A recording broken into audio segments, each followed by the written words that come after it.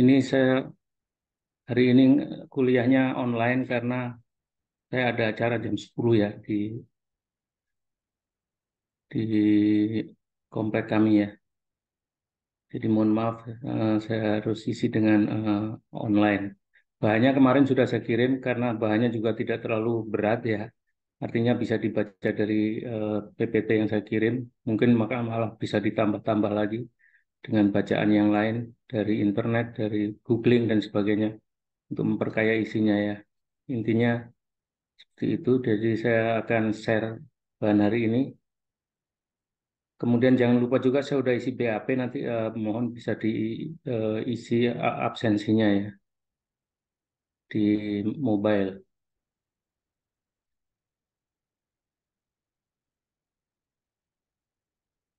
Suara saya terdengar dengan baik nggak? Ya, jelas, Pak. Jelas Jelas, ya. Pak. Gambarnya ini juga udah masuk. Masuk. Sudah kelihatan gambarnya. Sudah, Bapak. Judulnya panjang sekali ya ini maksudnya ringkasan dari ber- beberapa topik kuliah sebetulnya ya. Jadi parameter mutu produk pangan dan pertanian, standar mutu produk, proses sortasi dan pemutuan ini bagian yang terkait dengan mutu ya saya kira pemutuan atau grading ya sebetulnya. Ya.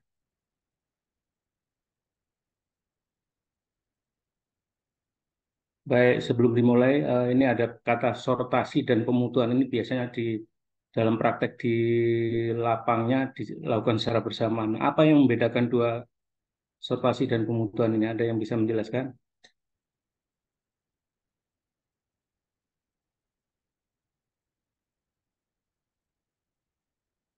Ali Usman? Ya, Pak. Hmm. Kalau pengetahuan saya, Pak, kalau sortasi itu pemilihan berdasarkan ukuran gitu, Pak, dari mutu produk itu. Sedangkan kalau pemutuan eh, pemisahan berdasarkan kualitas gitu, Pak. Iya, pasti. Eh, Pemutuan juga kualitasnya termasuk ada termasuk tadi apa itu ukuran tadi ya sama. Yang sangat membedakan dua-duanya apa ya? Izin menjawab, Prof.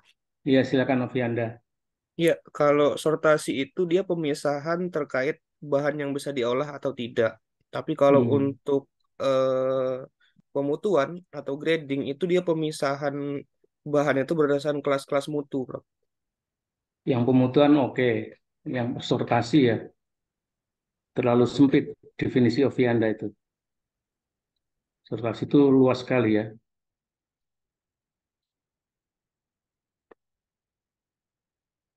Ada yang mau bisa melengkapi yang sangat fundamental ya antara sortasi dan pemutuan. Saya kasih clue ya, misalnya sortasi eh, cabai ya, cabai kecil misalnya ya, yang ada yang eh, dipisahkan berdasarkan warnanya misalnya. Ya.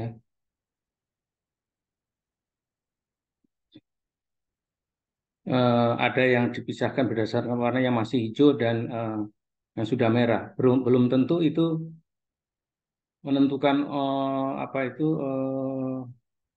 berkaitan dengan harganya, tapi karena permintaan dari konsumen saja ya yang sehingga dipisahkan atau memisahkan dalam rangka untuk eh, apa itu penyimpanannya yang akan dipisahkan ya antara yang sudah merah dengan yang sudah masih hijau gitu. Itu clue-nya ya. Tapi tidak ada konotasi, tidak berkaitan langsung dengan nilai ekonomi ya, sortasi. Kalau mutu karena ini terkait dengan mutu itu atau kualitas itu selalu terkait dengan nilai ekonomi. Jadi apa itu kira-kira yang membedakan sortasi dan pemutuan? Tujuannya, Pak. Iya, jadi kalau Eh, tadi saya merangkum saja ya, jadi sortasi itu mengelompokkan produk dalam kelompok u- kelompok parameter tertentu ya. belum tentu hanya besarannya, tapi warnanya, tingkat kematangannya ya, kemudian apalagi besar kecilnya ya, bentuknya yang utuh dan yang ada yang tidak utuh, kemudian kadang-kadang sortasi dikaitkan dengan trimming juga ya, membuang misalnya kalau cabbage atau cabbage itu ya kol ya, bunga buah eh, sayur kol itu biasanya oleh pedagangnya di trimming, dibuang yang paling lapisan yang paling luar supaya kelihatan lebih segar ya. Itu termasuk sortasi sebenarnya, walaupun bisa digolongkan juga dalam pembersihan ya, trimming. Nah, kalau pemutuan itu sama parameternya bisa sama dengan sortasi, cuman sudah dikaitkan dengan eh, nilai ekonominya ya. Belum tentu yang besar-besar itu nilai ekonominya lebih besar daripada yang kecil-kecil ya. Misalnya pepaya gitu ya. Kalau dulu kita suka membayangkan beli pepaya Bangkok ya, yang besar sekali. Tapi sekarang ini dengan banyaknya varietas pepaya, belum tentu yang pepaya Bangkok itu harganya per kilonya lebih mahal daripada yang pepaya Kalina misalnya, yang kecil-kecil ya. Seperti itu. Jadi yang membedakan sortasi dan pemutuan adalah kalau sortasi hanya memisahkan saja berdasarkan parameter mutu tertentu, kemudian kalau pemutuan setelah memisahkan dengan parameter tertentu tapi terkait dengan standar yang berlaku di pasar. Bisa standar resmi SNI, bisa standar perdagangan yang umum diberlakukan oleh mekanisme pasar ya. Saya kira seperti itu. Nanti akan sampai di sana terakhir akan ada definisi lebih jelas ya. Jadi ini standar. Kemudian terkait dengan standar mutu, ini juga sekarang sudah saya kira sudah sangat dibutuhkan ya standar mutu itu. Apakah mutu nasional, mutu perdagangan internasional, atau bahkan level dunia. Nanti akan saya contohkan cabai ya, ternyata standarnya sudah sampai kepada standar internasional. Ada ya. Baik. Jadi kebutuhan pangan dan hasil pertanian di masa mendatang, saya kira ini yang perlu kita antisipasi ya dalam melakukan penelitian dan sebagainya, yaitu adanya jaminan mutu ya, apakah fisik, kimiawi, gizi, dan organoleptik, dan mungkin ada parameter-parameter lain lagi ya. Kemudian jaminan keamanan pangan ini sudah menjadi apa itu tuntutan secara, apalagi kalau perdagangan global ya, keamanan pangan menjadi sangat penting. Berbagai aturan dan standar keamanan pangan sudah dikeluarkan ya oleh lembaga Kodek misalnya ya. Kemudian yang akhir-akhir ini juga menjadi hal yang banyak disyaratkan oleh calon pengimpor produk hasil pertanian dan pangan adalah jaminan ketertelusuran. Ya, di kita di TPB maupun di TPP S2 maupun S1 juga sudah mulai banyak yang melakukan penelitian terkait dengan sistem ketertelusuran produk tertentu. Misalnya beberapa bimbingan saya membuat model ketertelusuran untuk kopi ya, ada juga untuk beras. Karena untuk menjamin kepada konsumen bahwa produknya memang betul, misalnya kalau beras Cianjur, betul berasnya berasal dari Cianjur dan tidak tercampur varietas lain misalnya.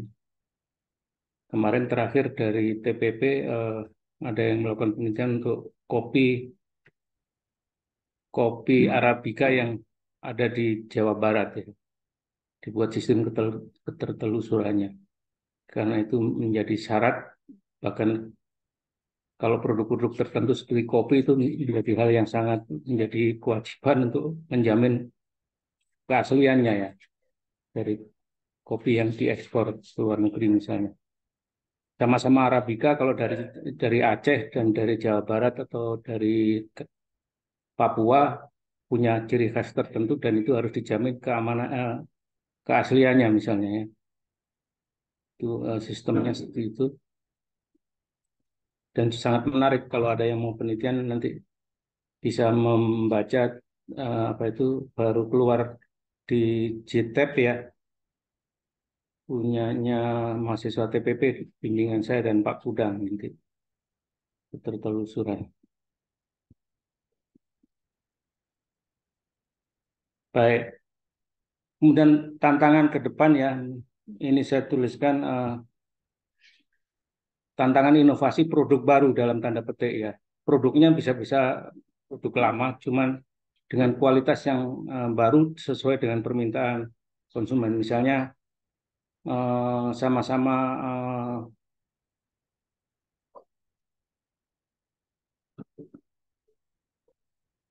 bentar ya.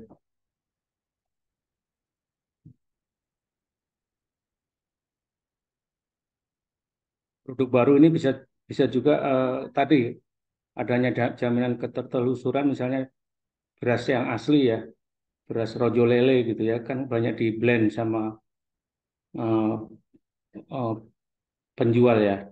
Nah itu bisa ditelusuri dengan sistem ketertelusurannya tadi, sehingga menjadi produk baru ya, seolah-olah dalam tanda petik ya, tidak harus baru sama sekali produknya. Kalau produk yang konvensional itu ada dua atribut mutu ya biasanya yang digunakan.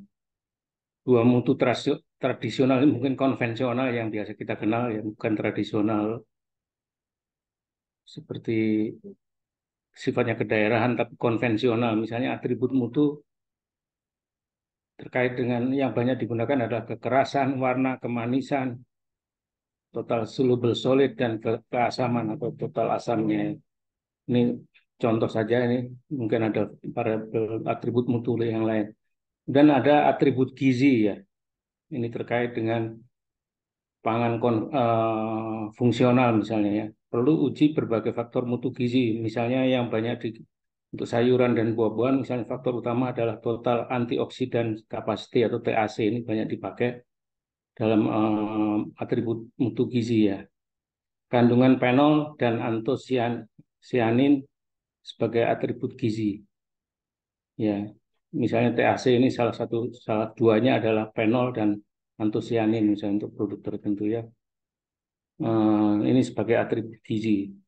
Biasanya salah satu dipakai atau dua-duanya gabungannya. Atribut mutu fisik di atas dan atribut gizi ya. Nah, pada produk yang baru itu digabung dua-duanya ya. Disebut atribut mutu gizi sekaligus. Ya, merupakan gabungan dari AM di sini dan atribut gizi di sini ya, disebut mutu gizi yang itu sudah banyak digunakan dalam beberapa tahun terakhir ini ya. Karena ini adalah menjamin produk tadi dengan kualitasnya ya, produk lebih sehat dan bermutu ya, sehingga meningkatkan penerimaan konsumen karena lebih sehat ya. Jadi karena mutu mutu gizi ini disesuaikan dengan kebutuhan konsumennya, misalnya beras Pratana itu Pak Rohani banyak melakukan penelitiannya yang menjamin IG-nya lebih rendah daripada beras kok biasa ya, sehingga akan meningkatkan penerimaan konsumen karena lebih sesuai dengan kebutuhannya ya. Jadi ini ada atribut mutu gizi, gabungan dari atribut mutu dan atribut gizi ya. Jadi nanti kalau ada penelitian ini mungkin bisa dimasukkan beberapa atribut gizinya. Nilai biasanya berkait dengan kandungan fungsionalnya ya dari produk. Yang paling banyak dilakukan untuk sayuran dan buah-buahan adalah TAC. Nah, TAC-nya. TAC ini banyak sekali jenisnya. Salah satunya adalah kandungan fenol atau kandungan antosianin untuk sayuran dan buah-buahan. Nah, ini kemudian saya cantumkan sebagai ilustrasi bahwa ini kebetulan uh, saya ambil dari presentasi mantan profesor saya di Tokyo University ya, yang sudah pensiun. Setelah pensiun membuat perusahaan atau konsultan terkait dengan mutu produk ya. Jadi ini yang sebelah kiri ini adalah parameter-parameter yang kalau dulu sensori kan harus uji organoleptik dan sebagainya. Sekarang dengan menggunakan eh, teknologi yang baru berdasarkan AI ya, eh, artificial intelligence ya, bisa machine learning dan sebagainya banyak sekali. Saya kira Anda lebih paham dari saya, dan itu antara quality dan palatability evaluation juga bisa dilakukan. Kalau dulu agak susah ya antara kualitas dan eh, palatability ini apa ya, tingkat yang bisa dimakan ya. Evaluasinya jadi lebih jauh lebih dalam dari hanya sekedar kualitas, apalagi kualitas fisik saja. Tapi ini lebih jauh masuk ke pada ini yang disebut produk-produk baru, produk yang populer, yang baru, misalnya kemasannya, karena masyarakat sekarang sudah banyak menggunakan microwave, kemasannya yang microwavable istilahnya ya. Produk yang bisa langsung dengan kemasannya masuk microwave untuk pemanasan atau pemasakan. Kalau dulu kan harus ada ditempatkan pada wadah tertentu saja ya untuk microwave. Jadi sekarang sudah diciptakan misalnya packaging yang bisa langsung dimasukkan ke microwave sebelum dimakan dan seterusnya. Dan itu ada kaitannya dengan post harvest quality, baik di level post harvest maupun pengolahannya ya. Jadi di samping menaikkan increasing food value-nya, juga decreasing dari food losses-nya ya. Saya kira ini nanti bisa dipakai untuk landasan pemikiran pada penelitian yang akan dibuat oleh saudara-saudara semuanya. Ini contoh saja karena saya melihat ini sekarang perusahaan profesor saya yang sudah pensiun itu sangat maju ya, banyak sekali permintaan untuk membuat algoritma misalnya BAT ya, perusahaan uh, bukan BAT, Nihon Tobacco ya istilahnya, perusahaan rokok di Jepang yang sangat terkenal, itu minta kalau untuk menggantikan tes tester ya, tester dengan manusia digunakan dengan algoritma mesin tester ya sekarang. Dan ini sangat sangat menarik karena menggabungkan antara sifat-sifat kualitas fisik, kualitas gizi, dan juga palatability juga masuk, kemudian sensori dan sebagainya ya. Dan tentu nanti juga kaitannya dengan metode penanaman di on farmnya seperti apa supaya memenuhi dari food value yang dibutuhkan oleh konsumen. Jadi food value ini yang akan banyak inovasinya karena preferensi konsumen itu sangat beragam ya saya kira. Ini bagi Anda yang telah mengikuti mata kuliah S1 TPPHP ya. TPHP saya kira ini saya hanya mengambil dari sana definisi secara singkat terkait dengan penanganan dan pengolahan ya. Ini saya ambilkan dari bukunya Henderson and Perry ya, Agriculture Product Processing Engineering ini.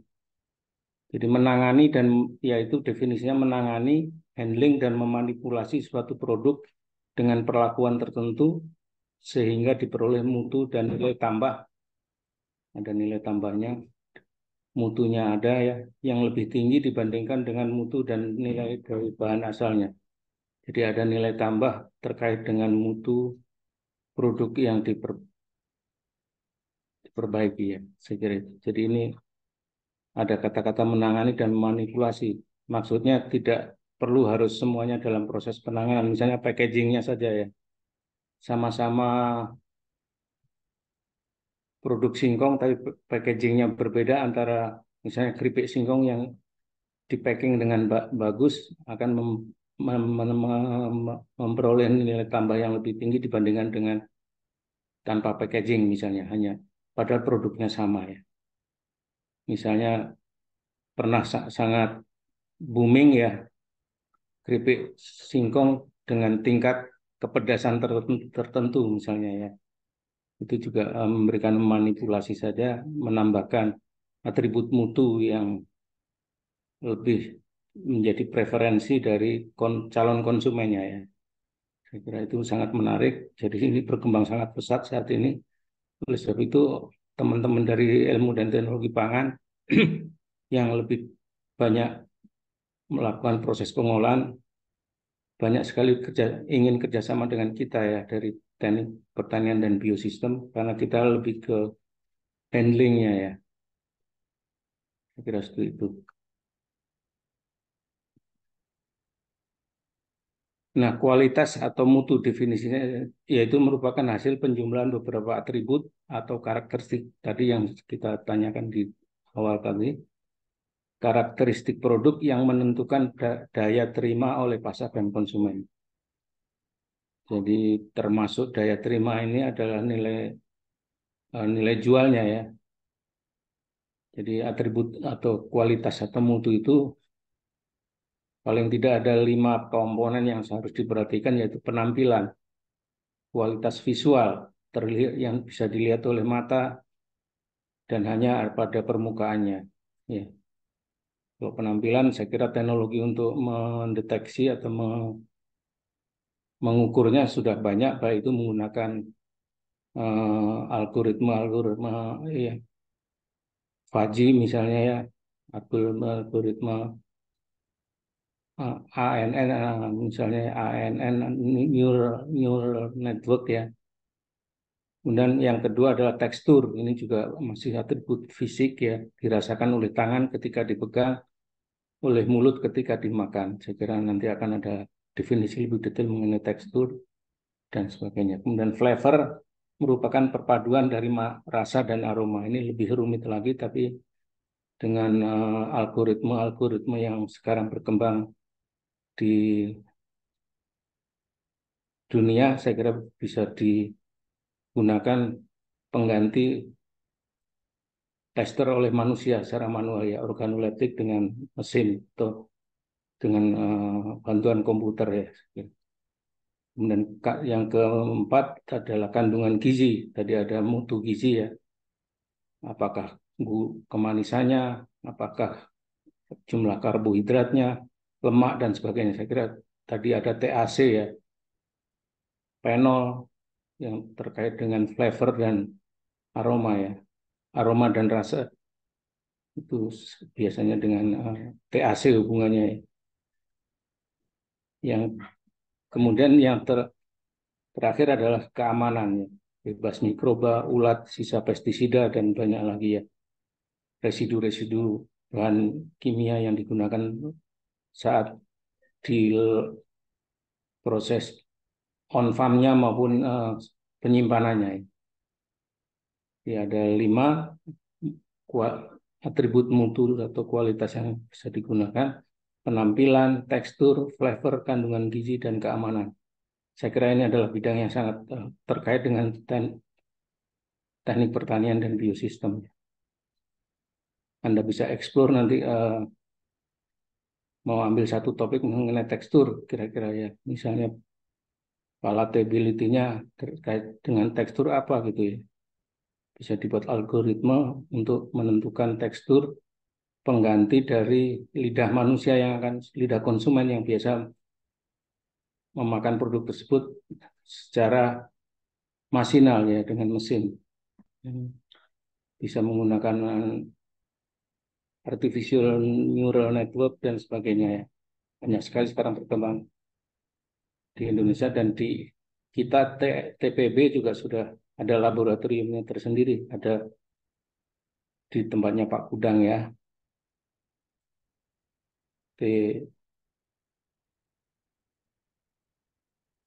kira banyak mahasiswa melakukan penelitian lebih jauh terkait dengan sifat-sifat ini. Nah ini diberikan contohnya ya, penampilan visual, tapi yang pertama kan penampilannya bisa dilihat langsung dengan mata atau dengan bantuan alat ukur seperti indeks warna. Jadi pengganti dengan mata manusia bisa dengan indeks warna, tabel warna ya. colorimeter ya. Saya kira kita sudah image processing dan sebagainya. Image processing ini juga sekarang berkembang sekali.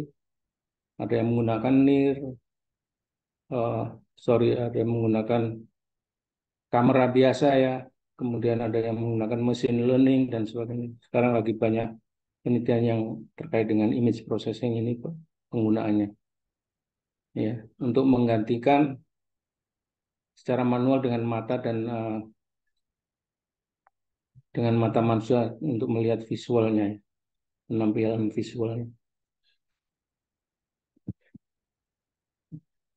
Misalnya kalau nanas ini ada SNI-nya, standarnya tingkat kematangan 0 sampai 5 ya. Berdasarkan apa itu perubahan warna dari nanas. Demikian juga pisang sudah ada yang standar nasionalnya, manggis yang saya tahu, paya sudah ada standar nasionalnya yang dikeluarkan oleh Kementerian Pertanian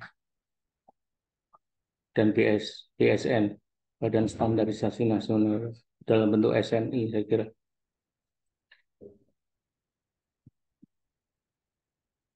Kemudian tadi yang dengan tekstur ya, kualitas berkaitan dengan tekstur, misalnya kekerasan dapat dirasakan oleh jari tangan atau bantuan alat ukur kekerasan.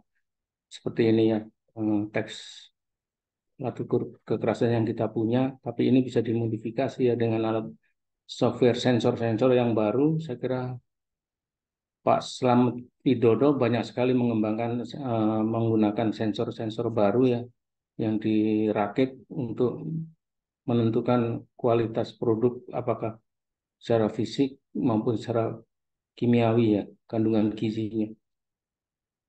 Yang kedua adalah dapat dirasakan oleh mulut ketika dimakan, misalnya crispiness ya, juiciness, mealiness ya, banyak sekali ya. Istilah-istilah ini saya kira yang kalau Anda baca di beberapa penelitian terkait dengan kopi saja, rasa ini banyak sekali parameternya ya. Kemudian dapat juga ditentukan melalui uji rasa atau organoleptik ya. Yang konvensional saya kira itu untuk memindahkan dari yang sifatnya kualitatif, rasa kan lebih banyak kualitatif ya, sangat tergantung pada yang mengkonsumsinya dan itu bisa dikuantitatifkan dengan uji rasa atau organoleptik, uji hedonik dan sebagainya. Tapi untuk TPB saya kira jangan hanya menggunakan uji hedonik, tapi juga bisa menciptakan algoritma baru untuk membuat mesin tester misalnya. Flavor ya merupakan perpaduan unik dari rasa dan aroma yang mempengaruhi tingkat kesukaan konsumen. Tadi yang dengan uji organoleptik itu ya. Dapat diukur melalui analisis kimia karena setiap rasa dan aroma yang berbeda sama-sama kopi tadi saya contohkan misalnya dari Aceh dan dari Jawa Barat bisa mengandung kandungan tertentu kafein dan zat volatil lain yang sangat khas untuk masing-masing kopi tersebut tergantung tempat di mana dia diproduksi ya, ditanam ya. Misalnya kadar gula, kadar asam, tanin ya yang menyebabkan rasa spet gitu ya, oksalat, zat volatil dan kafein dan sebagainya. Saya kira sekarang lagi banyak mahasiswa S1, S2, S3 yang lagi penelitian mengenai kopi terkait dengan kualitas kopi ini sangat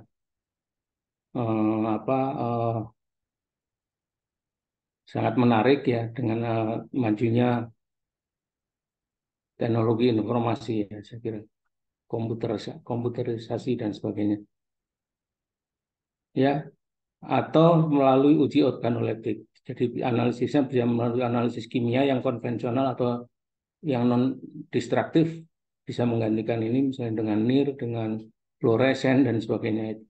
Lagi banyak dikembangkan ya di TPB ya. Atau yang konvensional biasanya teman-teman dari teknik pasca panen banyak menggunakan uji organoleptik ya. Kalau Anda saya sarankan tidak cukup dengan organoleptik saja, tapi harus menggunakan paling tidak analisis kimia, paling tidak dengan algoritma baru tadi ya untuk menguji flavor ini. Skala hedonik biasanya digunakan dalam uji organoleptik ya.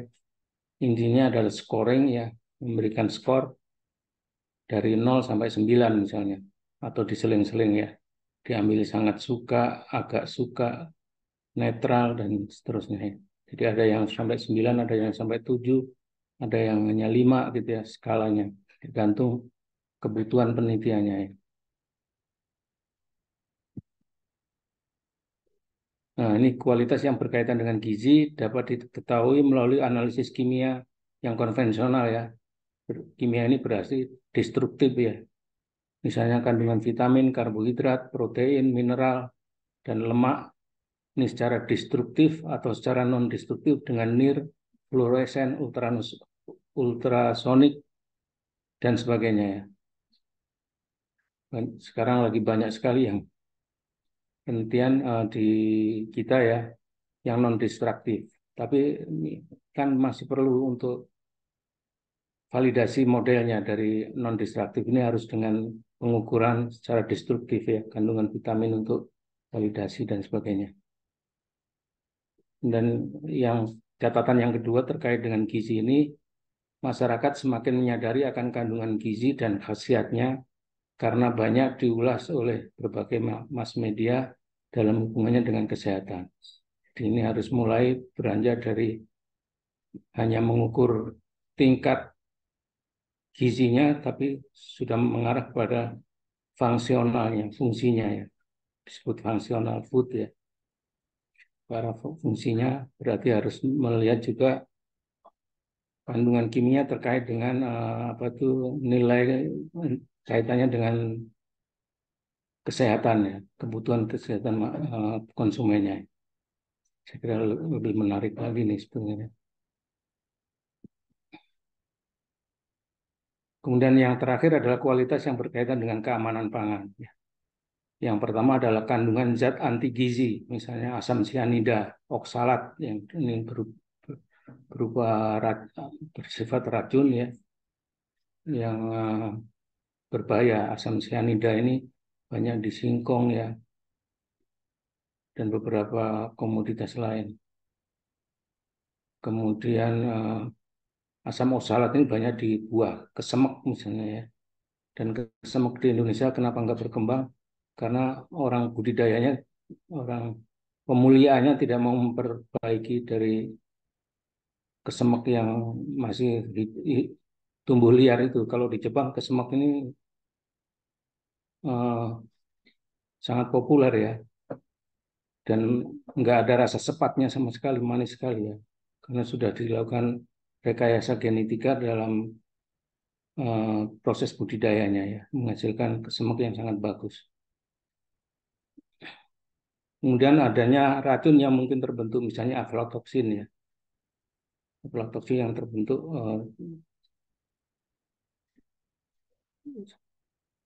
dari mikroorganisme ya. Kemudian mikroba yang bersifat patogen, misalnya E. coli banyak menyebabkan keracunan makanan. Kemudian yang tidak kalah pentingnya terkait dengan cara budidaya di Indonesia, terutama sayuran ya, adalah sisa-sisa pestisida yang masih menempel pada produk. Ini Pak Aris lagi mengembangkan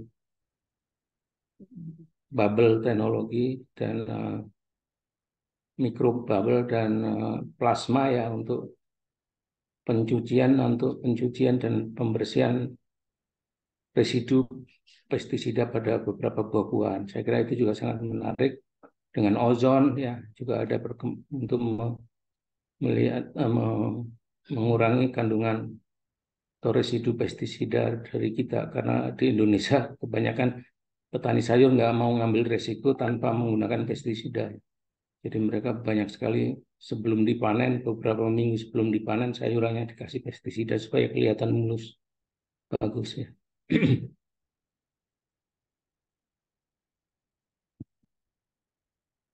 Oke, metode untuk menaikkan, mempertahankan, dan merubah mutu produk paling tidak ada 3 parameter yang harus diperhatikan, yaitu mengontrol kondisi penyimpanannya ya. suhu kelembapan waktu penyimpanan, lama penyimpanan maksudnya. Yang kedua, membunuh, menghilangkan organisme perusak. Ada ini tapi harus hati-hati kalau menggunakan fumigasi, ini menggunakan bahan kimia juga sekarang banyak sekali aturannya, harus diperhatikan ambang batas maksimum yang boleh dipakai ya. Dulu di gudang Bulog itu secara setiap minggu bahkan dilakukan proses fumigasi itu ya dengan menggunakan bahan kimia. Tapi dengan adanya undang-undang baru tentang keselamatan konsumen ya tentang pangan, maka fumigasi ini sangat dibatasi sekarang. Yang lebih banyak dengan menggunakan perlakuan fisik ya, refrigerasi pendinginan dan pemanasan, heat, heat treatment ya. Kemudian meningkatkan sifat fisik produk dengan merubah atau mempertahankan kadar airnya. Misalnya kalau sayuran dan buah-buahan biasanya lebih banyak ke mempertahankan kadar airnya karena terkait dengan freshness-nya. Tapi kalau biji-bijian biasanya mengurangi ya, mengurangi kadar air hingga aman untuk disimpan sampai kadar air kesetimbangan misalnya ya.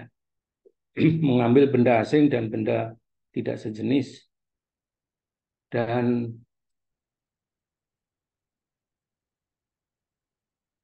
melakukan pengelompokan atau sortasi tadi yang kita bicarakan di depannya. Jadi dalam penyimpanannya sayuran dan buah-buahan tidak boleh dicampur antara yang masih mentah, setengah mentah dan sudah matang karena itu ada kaitannya dengan proses pematangan terkait dengan produksi etilen ya. Karena produk yang sudah matang misalnya produksi etilennya sangat tinggi dan itu bisa mengindus atau menyebabkan produk yang masih mentah cepat matang ya.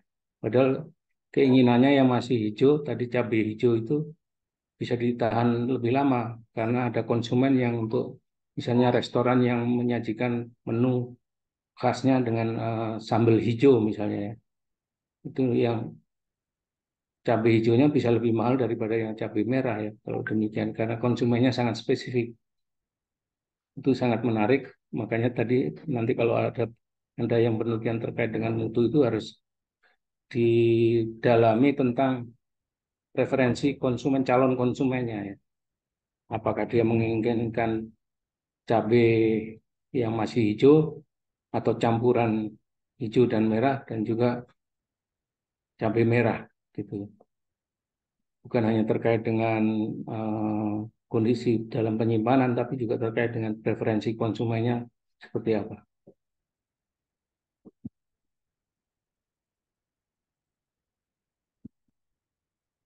Nah, ini saya kira definisinya yang tadi saya tanyakan ya. Pembersihan adalah pengambilan benda asing atau benda yang tidak sama dengan produk utamanya ya. Misalnya produk beras, di dalamnya masih ada gabahnya yang masih utuh. Itu walaupun sama-sama berasal dari padi, tapi karena yang satu masih berbentuk gabah harus diambil ya. Itu termasuk pembersihannya. Atau trimming yang tadi ya sayur kol tadi ya, ya bagian luarnya biasanya begitu masuk ke pasar induk Kramat Jati dari Medan sana, yang bagian luarnya dikupas oleh pedagangnya supaya kelihatan mulus, tidak ada rusak karena selama transportasi ya kerusakan fisiknya bisa dihilangkan dengan trimming ya. Atau bawang merah dari Brebes sampai ke pasar induk Kramat Jati juga dibersihkan lapisan kulit yang luarnya dibuang supaya kelihatan lebih fresh ya. Nah ini definisi sortasi dan pemutuan tadi ya yang sudah kita bicarakan di awal kuliah yaitu sortasi itu pemisahan produk yang telah dibersihkan jadi sudah melalui pembersihan ke dalam berbagai tingkat golongan berdasarkan kriteria tertentu misalnya ukuran, bentuk, densitas, tekstur, warna, tingkat kematangan dan sebagainya. Hanya memisahkan saja ya, belum ada motif untuk terkait dengan nilai ekonomi. Tapi kalau pemutuan sudah ada nilai komersialnya dan penggunaannya yang itu pemisahan produk berdasarkan nilai komersial dan penggunaannya. Tadi contoh yang sangat ekstrim adalah cabai tadi, cabai hijau dan cabai merah tadi ya. Nilai komersial sudah menjadi perhitungan dan penggunaannya Ya, contoh cabai juga bisa dengan penggunaannya ini ya untuk sambal hijau dan sambal merah, sambal biasa. Tapi kalau untuk buah-buahan, misalnya apel itu kalau di negara penghasil apel ada yang apel ditanam untuk sebagai buah meja, ada yang ditanam kebunnya memang disengaja ditanam sedemikian rupa yang digunakan untuk jus ya. Nanti cara panennya juga berbeda, tidak ada sortasi pemutuhan besar kecilnya karena nanti toh akan digreseng ya, diekstrak sehingga tidak perlu yang terlalu seragam dan sebagainya. Tapi kalau yang untuk buah meja harus seragam, lebih banyak parameter yang digunakannya. Dan pemutuhan ini tergantung lebih banyak faktor lagi daripada hanya sifat fisik, yaitu nilai komersial suatu produk merupakan fungsi dari faktor mutu ya. Di nilai komersial itu fungsi dari faktor mutu. Faktor mutu banyak, banyak sekali ya, tergantung komoditasnya ya. Tapi bisa digolongkan, nah ini contoh yang sortasi tadi, cabai merah ya. Ini di Indonesia, ini di Garut ya, diambil waktu itu saya ada menjadi konsultan di FAO. Waktu itu kita mengajari petani untuk mulai memisahkan produknya antara yang masih hijau seperti ini dan campuran masih hijau ditambah dengan yang sudah merah kemudian yang merah, dan ini dijual untuk konsumen tertentu ya. Segmentasi konsumennya bisa berbeda. Ini kriteria berdasarkan tingkat kematangannya ya, atau berdasarkan warnanya ya. Nah, sifat faktor mutu yang tadi ini slide-nya sebenarnya terbalik harusnya ini. Setelah ini ya ada faktor mutu tadi yang di bawah ini harusnya masuknya ke sini. Sifat mutu itu paling tidak dibedakan menjadi sifat fisik, sifat kimia, sifat biologis untuk produk hasil pertanian ya. Sifat fisik contohnya adalah kadar air, ukuran, berat, bentuk, tekstur, warna, adanya benda asing dan sebagainya. Mungkin masih banyak lagi parameter lainnya. Sifat kimianya, komposisi kimia, ketengikan, indeks asam lemak bebas, misalnya untuk produk-produk yang digoreng ya, itu harus hati-hati packagingnya dan sebagainya. Termasuk tandan buah segar atau buah kelapa sawit ya. Buah sawit itu harus di, jangan sampai indeks asam lemak bebasnya tinggi, nanti rendemen dan kualitas dari CPO yang dihasilkan akan berbeda. Kemudian sifat kimia yang lain yang penting adalah aroma dan bau ya. Kemudian sifat biologis misalnya perkecambahan ya, yang jumlah dan tipe kerusakan karena serangga, jumlah dan tipe kerusakan karena jamur, dan jumlah dan ada jumlah bakteri atau jasa ternik lainnya ya yang terkandung. Itu harus diperhatikan karena ini terkait dengan faktor mutu dari standar mutu yang digunakan ya. Ini faktor-faktor mutu biasanya digolongkan menjadi tiga ini. Di dalam SNI juga akan ada faktor yang bersifat sifat fisik, sifat kimia, dan sifat biologis ya, dari produknya.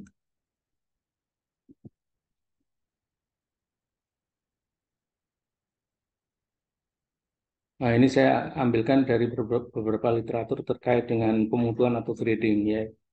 Kalau di Amerika biasanya memisahkan produk ini mutu-mutu yang berlaku di Amerika sebetulnya ya. Memilah produk yang bervariasi dengan kategori produk tertentu ke dalam subkategori yang lebih seragam ya. Jadi AA misalnya lebih baik daripada A, B, dan C. Kemudian untuk telur itu ada mutu AA, A, dan B ini di Amerika. Kita SNI-nya sudah ada ya. Biasanya modifikasi. Untuk daging ada USDA Prime, USDA Choice, dan seterusnya. Kentang ada US Extra Number One, US Number One, dan seterusnya ya. Keuntungan pemutuan atau grading itu apa? Yaitu informasi bagi konsumen ya. Jadi konsumen akan kalau sudah terbiasa konsumsi misalnya mentega itu yang AA itu bagaimana dan sebagainya sudah ada jaminan mutunya ya. Kemudian transaksi komersial yang jelas ya, berdasarkan mutu yang sudah disepakati. Kontrak pada masa mendatang, misalnya mau ekspor lagi di masa-masa mendatang bisa menggunakan standar yang sudah disepakati. Kemudahan dalam pengelompokan selama pengiriman. Ya. Kemudian aturan-aturan tentang mutu juga sangat rinci. Ya kalau mungkin Anda yang sudah pernah lihat SNI, mulai definisi yang digunakan dan sebagainya dijelaskan sangat rinci dan cara mengukurnya juga sudah ada SOP-nya ya di SNI juga.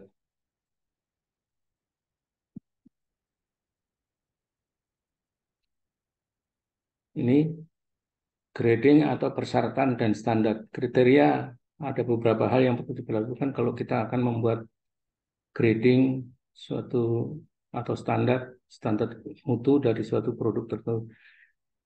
Yang pertama adalah harus memperhatikan karakteristik konsumen tadi ya, preferensi konsumennya ya. Kemudian yang kedua, pengukuran harus akurat dan seragam. Makanya di SNI maupun Kodek itu ada cara mengukurnya ya. Juga harus akurat dan seragam, terstandarisasi.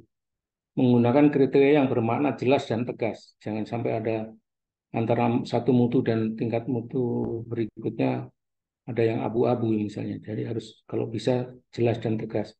Harus bisa membedakan dengan tegas antar level mutu. 3 dan 4 ini sebenarnya satu makna ya. Jadi harus kriteria mutunya harus jelas dan tegas.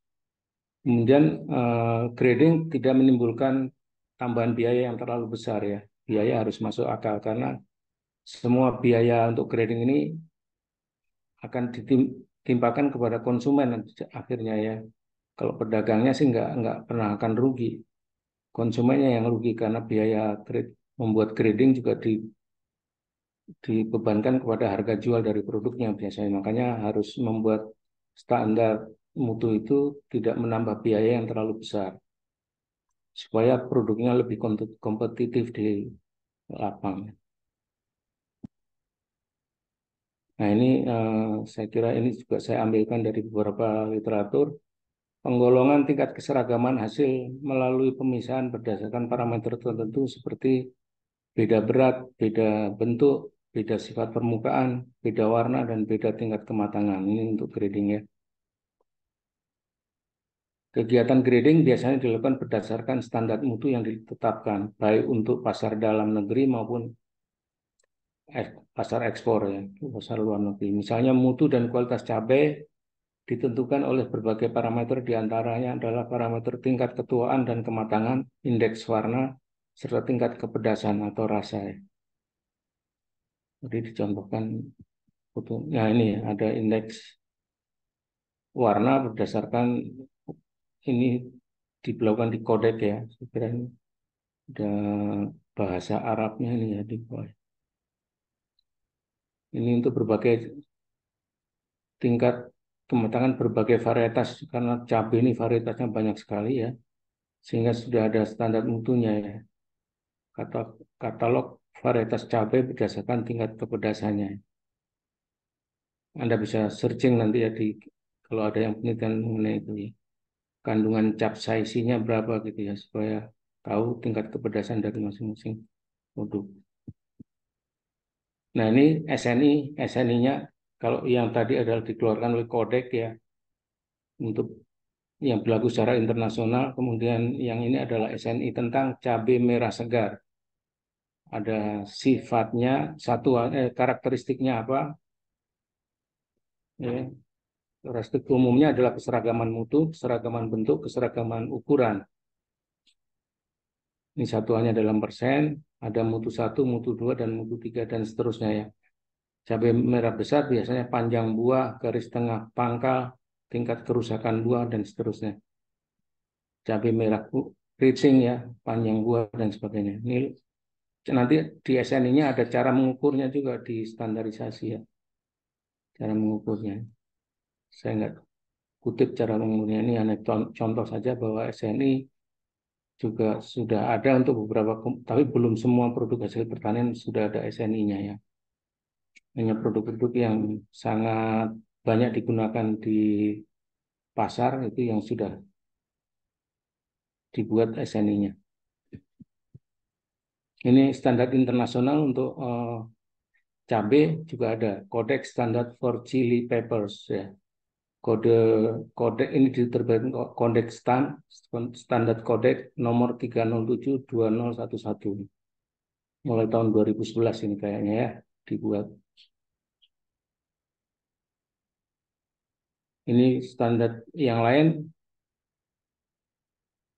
UNICE Standard FF, Connecting Fresh Chili Peppers. Ada standar yang lain yang harus kita perhatikan selain Codex, yang juga ada lembaga lain yang membuat standar juga, mungkin lembaga ekspor impor ya ini ya. Ini contoh saja ya. Kemudian pemutuan saya kira ini mengulang refreshing untuk ya mengingat kembali mata kuliah di S1. Pemutuan buah-buahan dan sayuran misalnya parameter utamanya adalah warna, kerusakan dan ukuran. Warna dan kerusakan masih dilakukan dengan manual. Ini di negara yang maju di Jepang, Amerika pun biasanya gabungan antara dengan mesin dan dengan manual masih dibutuhkan yang untuk sayuran dan buah-buahan. Ya, dengan manual tapi secara otomatis dengan kamera juga mampu mendeteksi mutu ya. Ini berdasarkan image processing misalnya. Sifat umum buah-buahan dan sayuran lunak dan mudah rusak karena gesekan dan tekanan sehingga harus hati-hati kalau menciptakan alat sortasi dan grading ini harus dilakukan penanganan dengan sangat hati-hati. Ini bagi nanti ada yang akan penelitian mengenai desain alat untuk sortasi dan grading. Misalnya sayuran dan buah-buahan harus diperhatikan sifatnya, sifat fisik dari sayuran dan buah-buahan umumnya adalah lunak dan mudah rusak. Kemudian pemutuan biji-bijian, klasifikasi berdasarkan sifat bahan, misalnya ukuran ya. Ada length grading ya untuk penggilingan padi, ada untuk membedakan beras utuh, beras pecah besar, beras pecah kecil, dan menir ya. Misalnya yang di penggilingan padi ada alat untuk menentukan mutunya ya. Kemudian bentuk, berat jenis, sifat dan karakteristik permukaan. Ini biasa dipakai misalnya untuk pemutuan di pengolahan teh ya, karakteristik permukaan ini banyak digunakan. Kemudian di penggilingan padi juga untuk memisahkan antara beras pecah kulit dengan gabah yang belum terkupas sekamnya ya. Dengan sifat permukaan yang berbeda antara beras pecah kulit dan gabah yang masih utuh itu dipakai untuk melakukan proses pemisahannya di penggilingan padi. Nah, ini tipe peralatan pemutuan untuk biji-bijian, saringan, sabuk pembagi atau diverging belt. Ini saringan berdasarkan lubang saringannya, ukurannya biasanya ya. Kemudian ini adalah sama, ini berdasarkan ukurannya. Kemudian roller sorter ya, pensortir berbentuk roller, nanti ada contoh gambarnya di belakang saya kira. Pemisahan berdasarkan berat, ini yang dipakai dengan winnower ya, dengan kipas pemisah ya. Biasanya berdasarkan berat atau berat jenisnya ya.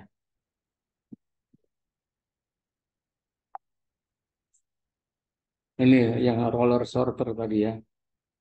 Jadi inputnya dari sini ini dengan conveyor dan masuk ke sini, dimasukkan ke sini. Kalau kita zoom, lubang antara rollernya ini yang akan memisahkan berdasarkan ukuran produknya ya.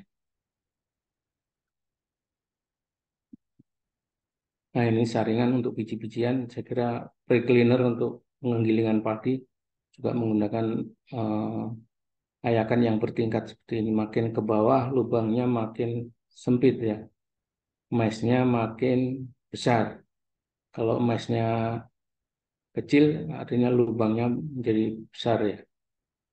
Karena mes itu adalah definisinya adalah jumlah lubang per inci persegi ya. Jadi seperti itu. Oke, contoh yang lain ini di penggilingan padi banyak digunakan ini atau industri tepung gandum ya, tepung-tepungan biasanya menggunakan seperti ini. Nah ini implementasinya di penggilingan padi untuk pembersihannya ya. Ada 3 tingkat, 1, 2, dan 3. Ada yang seperti ini.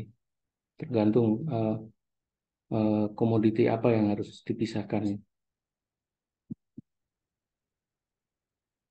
Ini pemutusan bentuk saringan getar ya. Ini banyak di penggilingan padi juga.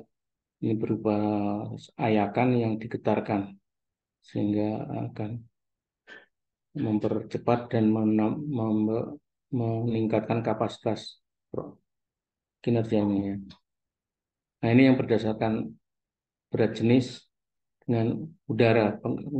Kalau tradisional ditampi itu ya. Ini bahannya masuk dari sini, kemudian yang enteng kulitnya misalnya akan terlempar jauh, yang tengah yang agak ada campuran bernas dan yang paling berat ada di sini. Dan itu dipisahkan dengan alat pemisah untuk memisahkan produk yang berat, sedang, dan ringan. Nah ini saya separator untuk partikel bahan pertanian yang berupa bijian ya. Jadi ini ada siklon berupa kerucut seperti ini, kemudian diaduk, kemudian di dalamnya ada penyedot udara berdasarkan pompa vakumnya. Di ini diaduk produknya ya, yang ringan-ringan akan ngapung kan di sini sudah ada disedot dengan apa itu pompa vakum, maka yang ngapung yang halus debu dan sebagainya akan disedot dimasukkan ke dalam wadah di sini. Sementara yang berat akan turun secara gravitasi ke bawah.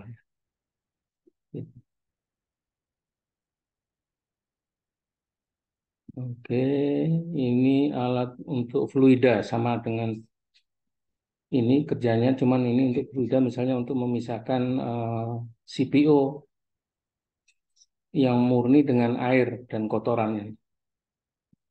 Cara kerjanya seperti ini, jadi ini feedingnya dari sini yang masih bercampur, kemudian masuk, diputar dengan sentrifugal, maka yang warna biru ini adalah air dan kotorannya yang punya berat jenis lebih tinggi dibandingkan yang warna kuning yang minyak murni ya, lebih ringan berat jenisnya, sehingga disalurkan pada outlet yang berbeda.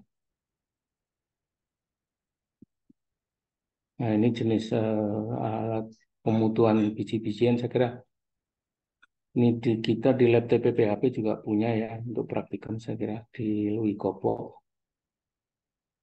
Jadi ada silinder yang ada celah lubang di dalamnya, yang besar-besar akan tertinggal di dalam, yang terkecil kotoran yang kecil dan sebagainya akan dibawa ke atas dan ditumpahkan di wadah ini, tampung di wadah ini. Nah ini berbagai alat grading berdasarkan ini sama dengan silinder, teman, ini dalam bentuk piringan, ini spiral ya, kemudian ini yang tadi dalam bentuk silinder itu.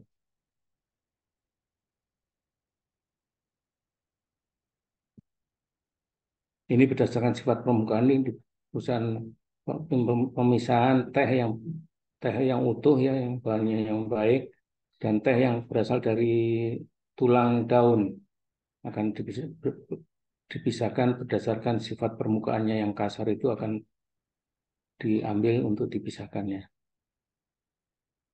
Di perusahaan teh banyak digunakan di proses pemutuan, pemisahan mutu ya. Nah, ini beberapa contoh jenis peralatan pemutuan ya. Pemutuan yang melingkar, ini berdasarkan berat jenisnya ya. Ini produknya akan ditaruh di sini, di tengah sini, kemudian akan menggelinding masuk ke cawan-cawan ini yang di bawah cawannya ada apa itu, ada apa itu namanya, pemberat ya.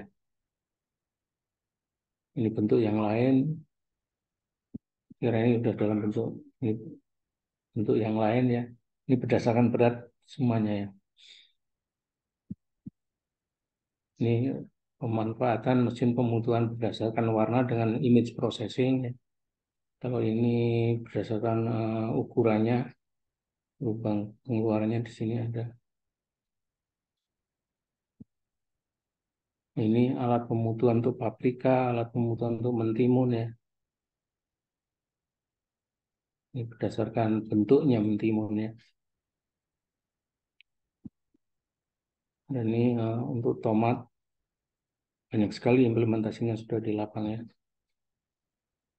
Pemutuan dengan getaran, ya, sebelahnya dengan roller. Ini di KUD di Jepang ya.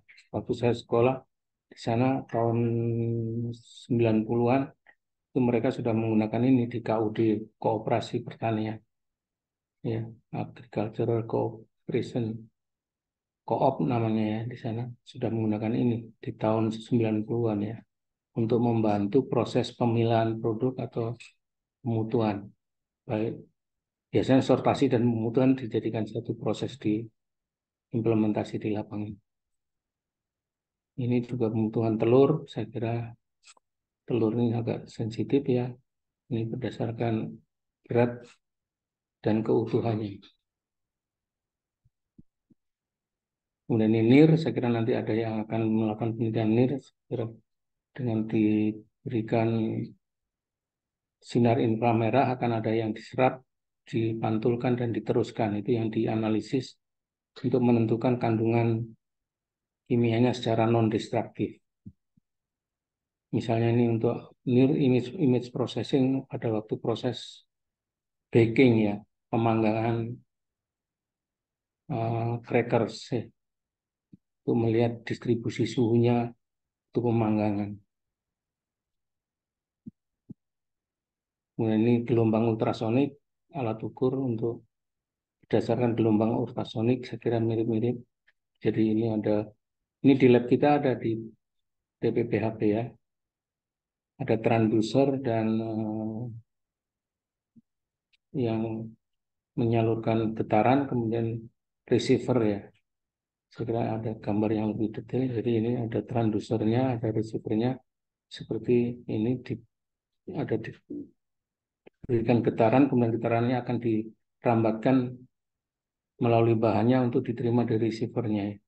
Nah, rambatan itulah yang dianalisis, rambatan gelombang suaranya itulah yang dianalisis untuk menentukan inner quality dari suatu produk. Ini image processing, saya kira Pak Usman banyak melakukan ini dan beliau sudah menulis buku khusus image processing, saya kira pengolahan citra ya. Ini dengan kamera, kemudian dianalisis jumlah pikselnya berdasarkan. Ini udah banyak implementasinya ya. Ini untuk bunga saya kira menentukan, jadi ini bunga yang aslinya, kemudian diambil image-nya, ini bunga normal. Kemudian kalau bunga tidak normal, di dalamnya sudah ada yang menghitam, kan keluar di image-nya seperti ini. Dan itu dianalisis dari image processing-nya. Ada algoritmanya tentu. Misalnya bunga potong juga demikian bisa dilakukan. Nah ini hasil pengolahan citra menentukan mutu bunga krisan, misalnya mutu AA, mutu A, B, dan C. Berdasarkan pikselnya ya, algoritmenya. Ini bunga potong juga demikian. Kemudian pemutuan berdasarkan sifat bahan, ini ada berat, pemutuan berdasarkan berat jenis, berat, kemudian warna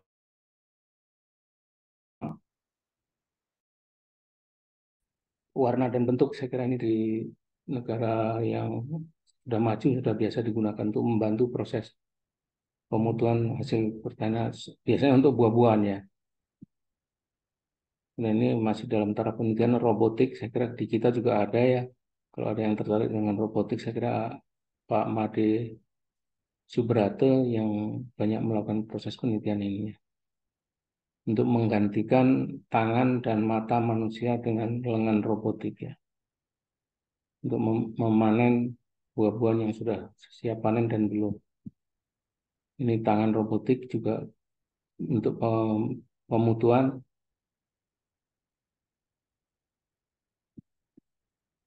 Nah, ini aplikasi pembersihan, sortasi, dan pemutuan dalam pengalengan. Misalnya, ini buncis yang akan dikalengkan ya, dipanen, kemudian dicuci. Ini dicuci dengan semprotan air, dan di grading. Gradingnya masih dibantu dengan manusia juga di sini sebelum masuk ke pengalengan. Dari ini fotonya diambil di Turki ya, bukan di Indonesia, untuk kacang buncis yang diekspor. Nah, ini contoh pengalengan untuk buah-buahan dan ikan. Prosesnya sama, melibatkan tadi proses sortasi dan grading. Semua nanti dicoba didalamin ya. Ada proses quality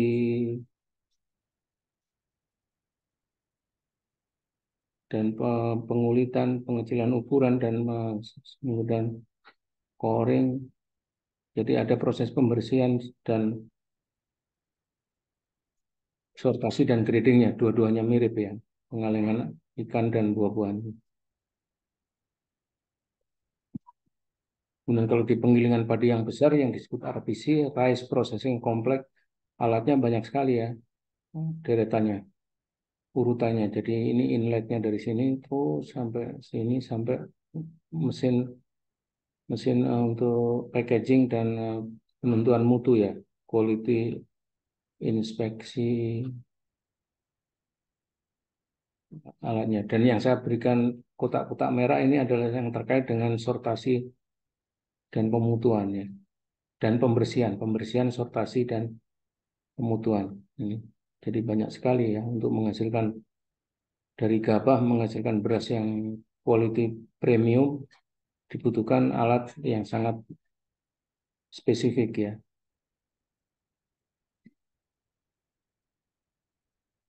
Nanti kalau ada waktu bisa melakukan kunjungan lapang di daerah Kerawang ya. Di Pantura banyak sekali mesin penggilingan padi yang kapasitasnya 300 sampai 500 ton per hari. Luar biasa besar sekali ya. Jadi ini menggunakan teknologi yang konsepnya RPC, Rice Processing Complex. Jadi waste-nya semuanya nggak ada, semua diolah menjadi produk ya. Produk samping juga. Dan ini pemenanganan pisang, contohnya adalah ini ada alur pemenanganan pisang, yang di dalamnya juga ada proses pemutuan segar, kemudian pembersihan ya, dan sortasinya juga ada. Nanti coba dibaca lebih detail lagi ya. Coba melibatkan proses-proses yang kita bahas, yaitu pembersihan, sortasi, dan pemutuan. Saya kira itu bahan untuk hari ini. Saya buka diskusi, kalau ada yang mau ditanyakan, saya persilahkan. Saya stop dulu sharing.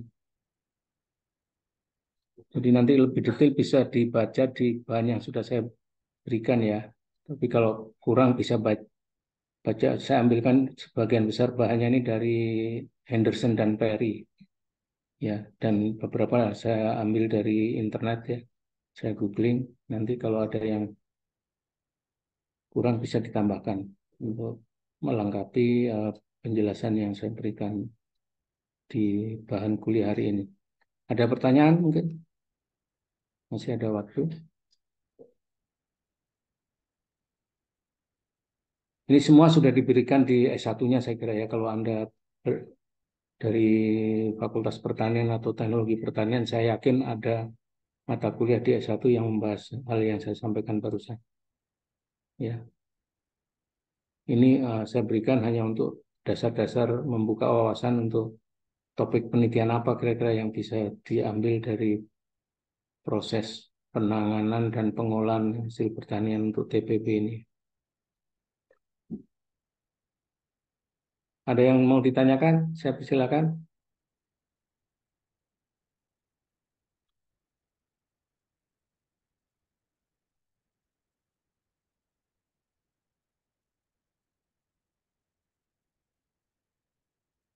Kemarin pada ikut AISAP enggak ya? Iya ikut Pak. Ikut, Pak. Ikut ya. Nanti kalau sudah penelitian jangan sampai 2 tahun lagi ya, karena AISAP itu acara 2 tahunan di kita. Setiap 2 tahun sekali kita adakan dan itu biasanya mahasiswa S2 dan S3 yang sudah selesai penelitiannya kita wajibkan untuk presentasi di AISAP ya. Tapi kalau Anda nunggu 2 tahun lagi berarti nggak lulus-lulus nanti. Lulusnya tertunda. Jadi banyak sekali seminar internasional yang mirip-mirip dengan AISAP Anda bisa pakai ya untuk presentasi hasil untuk menggantikan publikasi nasional.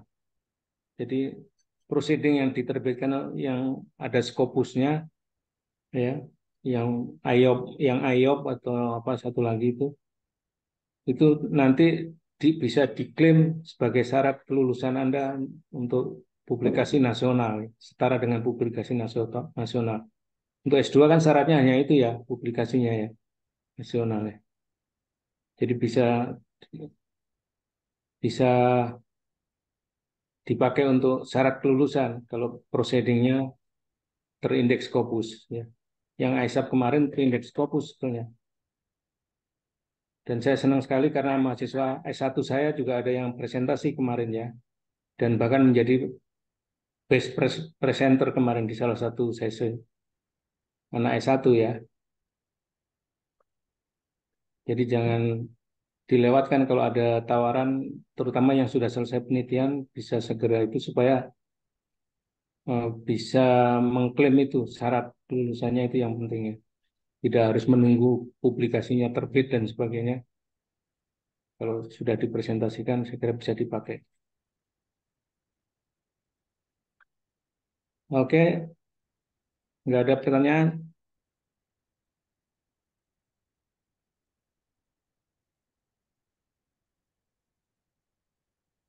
Tidak ada ya? Ini pada di ruangan kuliah ya? Usman Di kos. kelihatannya Iya, Pak. di kampus ya kayaknya ya. Di kelas Pak. Ali Usman. Iya Pak di kelas Pak. Iya.